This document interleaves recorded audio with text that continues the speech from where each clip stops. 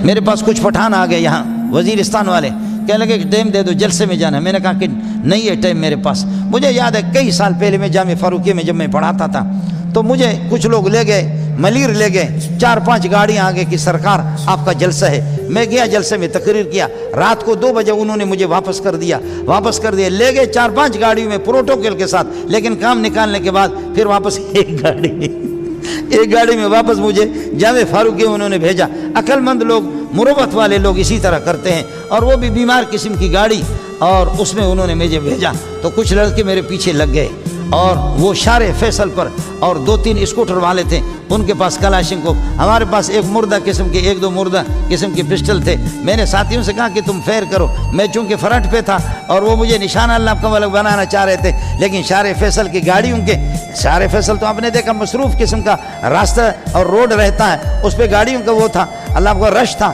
اس لیے وہ مجھے نہیں بنا سکے، نشانہ نہیں بنا سکے، آگے پیچھے۔ اب لوگ ہم حیران ہو گئے، جامعہ فاروقیہ تک تو بہت دیر ہے، ہم پہنچیں گے یا نہیں پہنچیں گے؟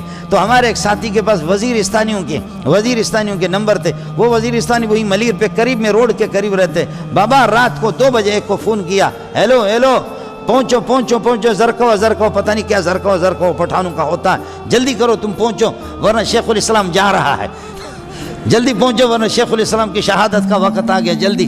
خدا تعالیٰ ان وزیرستانیوں کو جزائے خیر دے، 10 منٹ نہیں لگا، ان کے بڑے بڑے بال وہ گاڑیوں کے ساتھ جیسے پہنچے، ان بدماشوں نے ان کو دیکھا، بھاگا، انہوں نے کہا صبر کا استاپ مور استاپ خور دغا جیسے ان کا انداز ہے، انہوں نے مور خور کیا، ایسے ان پر فیر کر دی، وہ لوگ بھاگے، ہماری جان چھوٹ گئی۔ اب کئی سال درمیان میں گزرے، 15-20 سال زیادہ ہو گئے، میرے پاس پچھلے سال یہاں آ گئے کہ اب وہ لوگ منتقل ہو گئے گھاروں کی طرف، گھاروں میں رہ رہے، گھاروں ٹھٹا، اس طرف یہ کہ گھاروں میں کہنے لگے استاد جی ہمارا پروگرام ہے، حفظ کا پروگرام ہے، دستار بندی ہے، خدا کے لیے آپ آ جاؤ۔ میں نے کہا بھائی میری تاریخیں سارے کے سارے بک ہے، میں نہیں آ سکتا، حالات بھی ٹھیک نہیں ہے، میں کسی صورت میں نہیں آ سکتا۔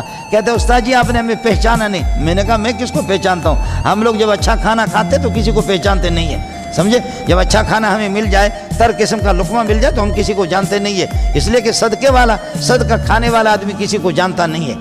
یہی ہوتا ہے، زکوٰۃ کے پیسے کھلا کر کے تم لوگوں نے تو مولویوں کو مزاج خراب کر دیے۔ تو انہوں نے کہا کہ میں نے کہا کہ جی میں تھوڑی سی شکلیں آپ کی، مجھ سے تو لاکھوں لوگ ملتے ہیں، لیکن آپ کی شکل تھوڑی سی میرے ذہن میں ہے،